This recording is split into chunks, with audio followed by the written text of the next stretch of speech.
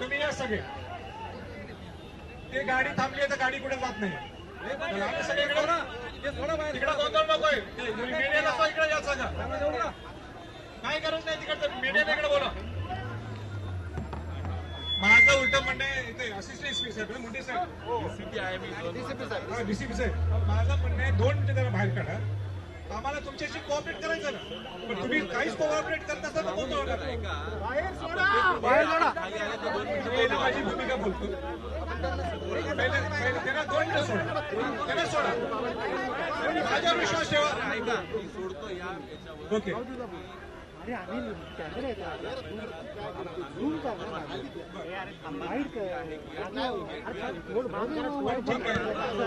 वेगळा भाग आहे. ओके.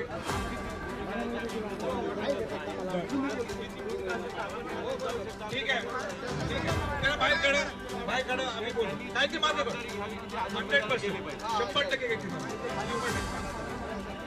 100%. समाजवादी तुम आगे बढ़ो, हमसे जो टकराएगा जिंदगी में मिल जाएगा. संभाजी महाराज की जय.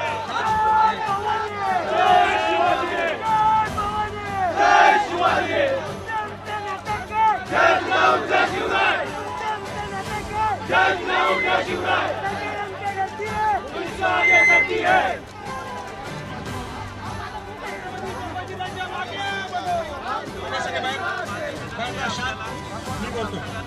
मी सांगतो आता सगळ्यांनी शांत राहायचं. सगळ्यांनी शांत राहायचंय.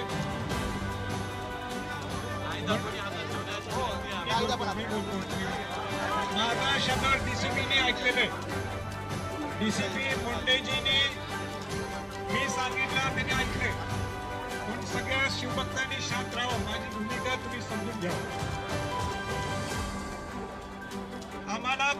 आम्ही कुठलं आंदोलन करण्यासाठी इथं आलो नाहीये. कोणी बोलू नये.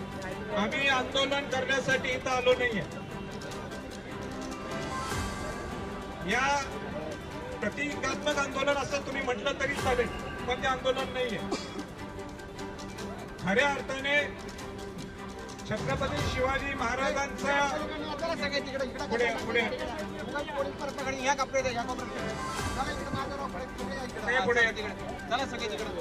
कायदा कोणी हातात घ्यायचा नाही. माझी पहिल्या दिवसापासून भूमिका ही आहे, कायदा कोणी हातात घ्यायचा नाही. आणि ज्या मागण्यासाठी आम्ही आलोय, जे 13 कोटी जनतेच्या समोर हा विषय घेऊन जायचंय, तो हेतूच आहे की कुठला कायदा न हातात घेता कायद्याच्या बाहेर जाऊन काही गोष्ट आपल्याला करायची नाहीये. आणि मी माझ्या बोलण्यातून तुम्हाला ते दिसून येईल. गडकोट किल्ल्यांसाठी ते आपले जीवन स्मारक आहे. शिवाजी महाराजांनी हिंदवी स्वराज्य जे निर्माण केलं, ते जीवन स्मारक जीवित राहावेत म्हणून माझा 15-20 वर्षापासून हा माझा प्रयत्न आहे. मी माझी प्रशंसा करत नाही, पण खरी परिस्थिती ही सुद्धा आहे. दुर्गराज रायगड किल्ला याला सरकारला मी भाग पाडलं आणि तिथं रायगड प्राधिकरण स्थापन झालं आणि 75 वर्षात पहिल्यांदा आयुष्यात भारताच्या स्वातंत्र्याच्या नंतर रायगड किल्ल्याचं संवर्धन जतन सुरू झालं. ह्याच्यावरूनच तुम्हाला दिसून येते, मला बोलून दे, ह्याच्यावरूनच तुम्हाला दिसून येईल की संभाजी छत्रपतींची प्रामाणिक भावना किती आहे. नंबर 2, मुंबईत ही देशाची आर्थिक राजधानी आहे आणि मुंबईत एक मोठं स्मारक व्हावं ही त्यावेळी सगळ्या पुढाऱ्यांची इच्छा होती. याचं मी कौतुक करतो. पूर्वी पहिल्यांदा जर कोणी घोषणा केली असेल ते राजश्री छत्रपती शाहू महाराजांनी केली. इच्छा व्यक्त केली मुंबई महानगरपालिकेकडे की मुंबई महानगरपालिकेच्या समोर तिथं छत्रपती शिवाजी महाराजांचं स्मारक उभा राहावं. त्याचा पूर्ण खर्च हा मी माझ्या करवी संस्थांच्या दरबारमधनं करेल. पण त्यावेळीची राजकीय परिस्थिती काय झाली, काय घडलं, त्याच्यात मला खोल जायचं नाही, ते गेले नाही पुढं. नंतर अनेक लोकांनी आपल्या भावना व्यक्त केल्या की मुंबई सारख्या ठिकाणी इथं शिवाजी महाराजांचं एक भव्य जे जग पाहिजे असं इथं स्मारक व्हायला पाहिजे. गडकोट किल्ले तर जीवित स्मारक आहेत त्यांचे. पहिल्यांदा सुशीलकुमार शिंदे यांनी घोषणा केली 2010 मध्ये. त्यावेळीचे तत्कालीन मुख्यमंत्री अशोकराज चव्हाणांनी सांगितलं इथं शिवाजी महाराजांचं स्मारक व्हायला पाहिजे. त्यांच्या जाहीरनाम्यात घेतलं. नंतर काय झालं, विषय गेला पाण्यात, विषय झाला डायल्यूट. आणि 2014ला भाजपने त्यांच्या जाहीरनाम्यात घेतलं की शिवस्मारक आम्ही अरबी समुद्रात तिथं उभा करणार.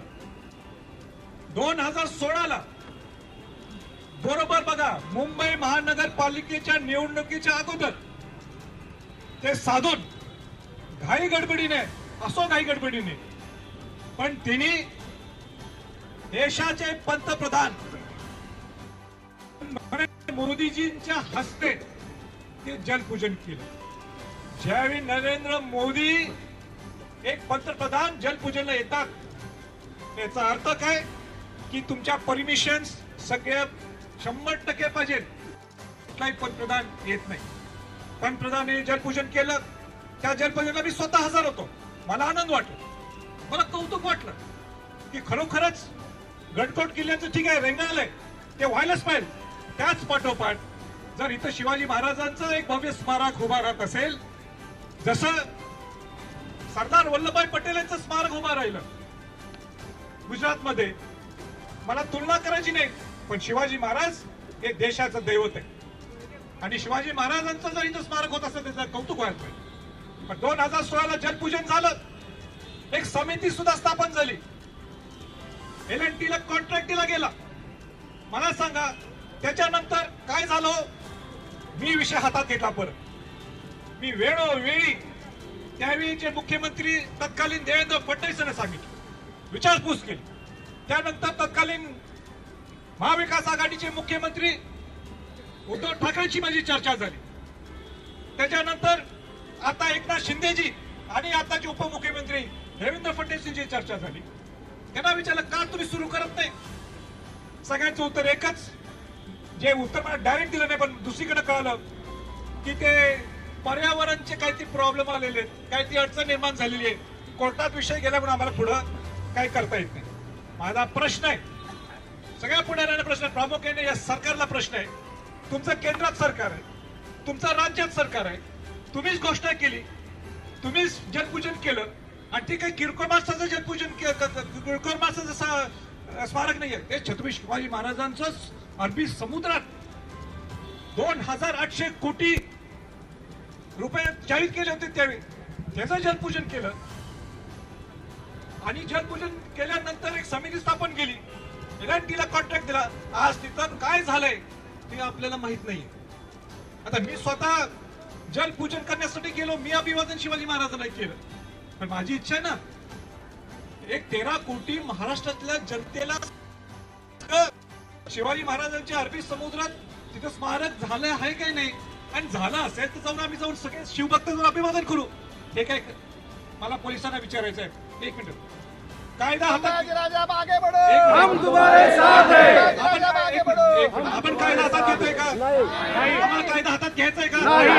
मुळीच घ्यायचं नाही. इथं डिजिटल बोर्ड लावले. नाही मुंडेजी, मी हे राजकीय भाषण नाहीये, नाही बोलू नका. तुम्ही सुद्धा नाही बोलायचं, कुठे नाही बोलायचं. हे राजकीय भाषण नाहीये. हे माझं त्या घरात माझा जन्म झाला, माझा अधिकार आहे थोडं बोलायचं.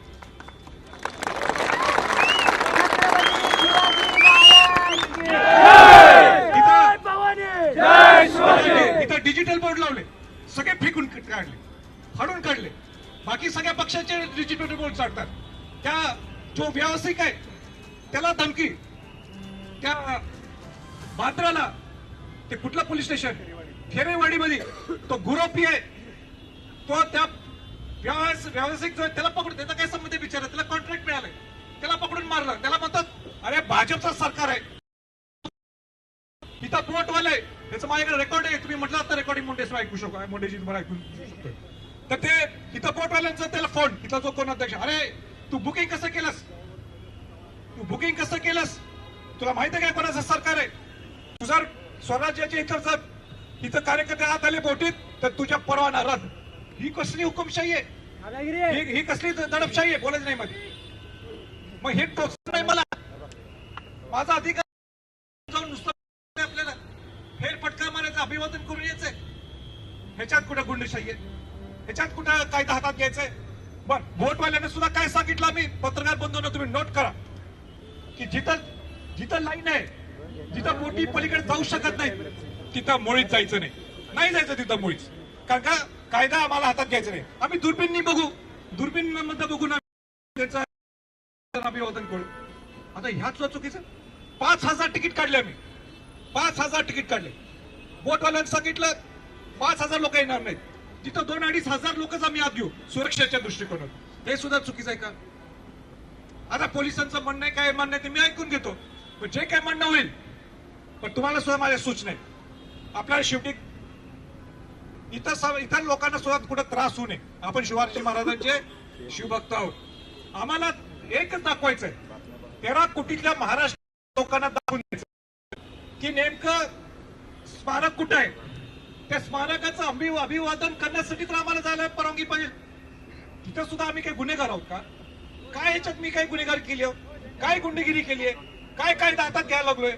हा माझा प्रश्न आहे सगळ्या सरकारच्या मंडळीला, हा माझा प्रश्न आहे. या पत्रकारांना काय चुकीचं आहे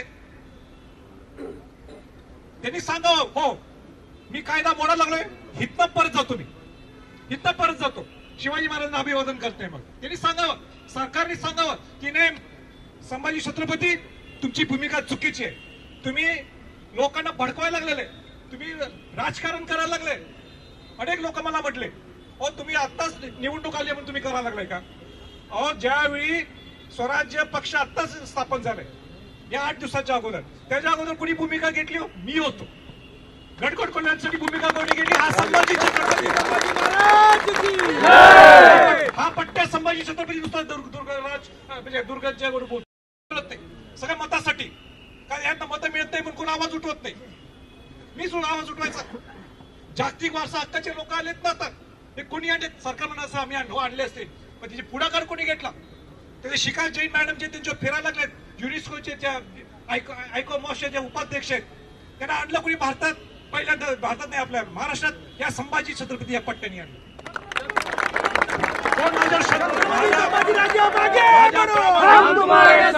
प्रामाणिकपणे कोणी शंका करू शकणार नाही. आणि आज सुद्धा प्रामाणिकपणे त्यांची काही विवृष्ट आहे, त्यांनी आम्हाला सांगावं. आम्ही प्रामाणिकपणाने आलोय, आम्हाला एकच हेतू आहे, आंदोलन नाही.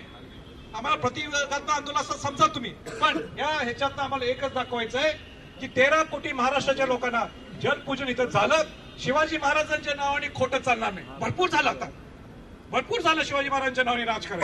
आता तुम्ही करायचं असाल ना, करून दाखवा. तुम्हाला हे नाही जमत ना, हे तुम्हाला जमत स्मारकाला सांगून टाकायचं, हे सरकार, हे आम्ही स्मारक करू शकत नाही, पण आम्ही गडकोट किल्ल्यासाठी पैसे देतो. मग म्हणा तर तुम्ही. 350 वेळा राज्याभिषेक सोहळ्याच्या निमित्ताने काय डिक्लेअर केलं ह्या सरकारने?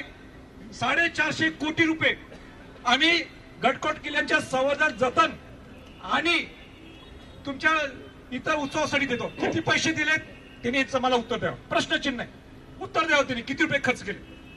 दुसरा माझा प्रश्न आहे, तुम्ही काय डिक्लेअर केलं की महाराष्ट्रातले जे जिल्हे जे डीपीसीचं बजेट असेल त्या जिल्ह्यातल्या लोकांनी, त्या तिथल्या पालकमंत्र्यांनी आणि जिल्हाधिकाऱ्यांनी 3% हे गडकोट किल्ल्यांसाठी आणि तिथल्या स्मारकासाठी दिले जाते. किती पैसे दिले तो गडकोट किल्ल्यांसाठी? म्हणजे सगळ्या गोष्टीत आम्ही प्रयत्न करायचा, प्रामाणिक प्रयत्न करायचा. आणि इथं पोलीस मला म्हणतात कायदा हातात घेऊ. मी का हल्लो नाही, मी का भाषण मगाशी केलं नाही? आमचे हे जे हे हात घालायचं, ही काय गुंडगिरी केली, हिने काय दडपशाही केली, हिने काय हुकुमशाही केली? हुकुमशाही तर तुम्ही केली आहे. मला सांगावं पोलिसांनी, माझ्याकडे रेकॉर्ड मी इथं दाखवलं कसं बोलले त्या माणसाची. तो काय म्हटलं माहिती आहे? बोर्डचा प्रमुख तो म्हणतोय माझी लहान 2 मुलं आहेत, हार्ट सर्जरी झाली माझी, मला काय काय करू का? तुमचं तुम्ही बघून घ्या. तो खेरवाडीचा तो व्यावसायिक तो डिजिटल लावतो, त्याचा काय संबंध आहे? त्याला कॉन्ट्रॅक्ट मिळाला, 4 पैसे त्याला मिळाले, पण त्याने डिजिटल बोर्ड लावले, त्याला मारलं, धमकवलं, शिवाजी महाराजांचे फोटो काढून टाकले सगळे. हे नाही बरोबर. आम्ही प्रामाणिक वागतो तर तुम्ही सुद्धा प्रामाणिक वागायला. सारखा खाकी घातल्या, आम्ही रिस्पेक्ट करतो या खाकीला. मी पहिला माणूस होता खाकीला रिस्पेक्ट करतो. सर कुठेतरी आपल्याला नाही नाही थांबा, मध्ये बोलू नका. सरकार छत्रपती शिवाजी महाराजांना तर आता माझी तुम्हाला तुमची काय भूमिका आहे ती सांग. सर एक प्रश्न तर मी गाडीत बसतो, एक दोघं तिघं आमचे आहेत ते तुमच्याशी बोलतील आणि सगळ्यांनी ऐकायचं, काय ठरत ते व्यवस्थित करू आणि सावलीत थांबा सगळे. अरे सरकार हमसे डरती है, आगे करती है. या सरकारचं करायचं काय? खाली डोकावरती पाय, या सरकारचं करायचं काय? खाली डोकावरती पाय, अरे या हुकुमशाही सरकारचं करायचं काय? खाली डोकावरती पाय. आता कोणी पोलिसांनी सुद्धा कोणाला हात लावायचा नाही आणि आपण सुद्धा काय उलट रिॲक्शन द्यायची नाही. आपल्याला शेवटी कशासाठी आलो आपण की आपण स्मारक पाहिलं.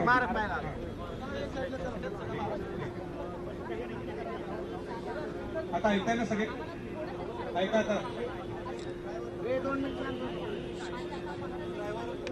पहिलं मला सर्वांनी शब्द द्यायचे, मी जो काही निर्णय घेणार तो निर्णय सगळ्यांना लागू आहे. संभाजीराजा आगे बढ़ो, हम तुम्हारे साथ हैं, संभाजीराजा आगे बढ़ो, हम तुम्हारे साथ हैं. राज्य पक्षाचा मला पूर्ण कल्पना आहे, आपण पूर्ण महाराष्ट्रातून आलेलो, रात्रभर प्रवास करून आलेलो, नांदेडमधून आलेत, लातूरमधून आलेले, परभणीतनं लोक आलेत, नाशिकमधून लोक आलेले, पुण्यातून आलेले, बीडमधून आले, आमच्या जरा कोल्हापूरमध्ये जरा कमी आले. हाय कोल्हापूरचे जालनावरून आले, बीडवरून आले, बरं धाराशिवरून आले, पूर्ण महाराष्ट्रातून लोक आले. तर आपला हेतू काय? पहिला म्हणजे मुंबईत येणं गरजेचं होतं, आपण आलो. दुसरं कोणाला असतं पोलिसांनी थांबवलं असतं, कारण का आपला हेतू प्रामाणिक आहे. आपला हेतू शिवाजी महाराजांच्या स्मारकाच्या संदर्भात, म्हणून आपला प्रामाणिकपण होतं, म्हणून तिने आपल्याला इथंपर्यंत आणले.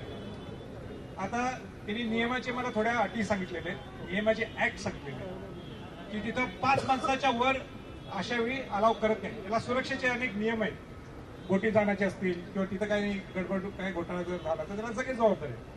आपल्याला शेवटी हेतू काय की तुम्ही प्रतीक आहेत सगळ्यांचे, पण 13 कोटीतल्या लोकांना हा विषय समजायला पाहिजे आणि म्हणून आपण सगळ्यांचं प्रतिनिधित्व करत आपण सगळे इथं आलोय. मी त्यातला एक भाग आहे आणि म्हणून मी 2 गोष्टी त्यांच्याकडनं घेतलेल्या. 5 लोकांनी काय आम्ही आता आमच्याकडे कमीत कमी 50 लोक तर पाहिजे. 50 लोक कोण निवडणार? मी 2 नावं सांगेन, तेच निवडतील, 50 ते येतील. बाकीच्यांनी सगळ्यांना लाईव्ह दिसणार आहे तुम्हाला. बाकीच्यांना माझ्या फेसबुक पेजवर माझ्या लाईव्ह असेल किंवा आणि मला माहित नाही मीडियाचं, पण माझ्या फेसबुक पेजवर तर लाईव्ह असणार आहे. तुम्हाला सगळं म्हणजे जे काय टेलिकास्ट होईल तिथं ते सगळं तुम्हाला दिसेल. माझी विनंती नाही, मुंबईत आपण आलोय, आपल्याला कुठे गालबोट लागतं का? आणि गालबोट म्हणजे तो आपल्याला लागत नाहीये, ते शिवाजी महाराजांच्या प्रामाणिकपणे आपण या कामासाठी आलोय. म्हणून प्रामाणिकपणाने सगळ्यांनी जायचं, आपापल्या गाडीत सगळ्यांनी बसायचं. उलट कायदा असा सांगतो आझाद मैदानाला जायला पाहिजे. मी म्हटलं आझाद मैदानाला मुलं जाणार नाही. मग काय करायला? त्याचा मार्ग काय, पर्याय काय? तर एक लाईननी गाड्या लावायच्या, एक यू टर्न घेऊन सगळ्यांनी गाड्या लावायच्या आणि सगळ्यांनी आपला गाडीत बसायचं. नाही एक मिनिट, वाटलं तर एसी लावा गाडी, काय प्रॉब्लेम नाही, नवीन काळ आहे आता, गाडीत एसी असतो, गाडीत एसी लावा, शांतपणाने बसा. आणि जे 50 लोक मला वाटते, एक अंकुश कदम, धनंजय जाधव आणि कोण आहे, आणि माधवराव देवसकर, आपा असे 3-4 निर्णय घेतील. हे कोण 40-50 लोक आहेत मला धरून, मलाच तुम्ही कार्यक्रम करा. तर ते एवढं शांत तुम्ही ऐकणार माझं सगळे? हात वर करा. महाराजांचा शब्द महाराष्ट्र कायम नाव राहील. ऐकणार तुम्ही माझं? हम तुम्हारे साथ. चला एकदा छत्रपती शिवाजी महाराज की जय. जय जय जय जय जय. आणि मीडिया पहिला मला साहेब पुढे मुंडेजी कुठे मीडिया पहिला मला नाहीतर हे आम्हाला बाहेर ठेवतील आम्ही पण जाऊ असं व्हायला नको. तर सगळे ऐकता ना शब्द दिला ना तुम्ही तर तुम्ही स्वराज्य पक्षाचे स्वराज्य प्रमुखाच्या आणि मीडियाने तुम्ही यायचं म्हणजे महाराष्ट्रात दाखवायला पहिला नाहीतर तिथे उगाच आपला फेरफटका नको.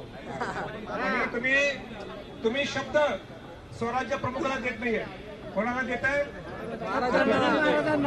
आपल्या भागातील बातम्यांसाठी संपर्क राहुल गुरव 9689 3225 03. चला तर मग आजच संपर्क साधा आपल्या भागातील बातम्यांसाठी.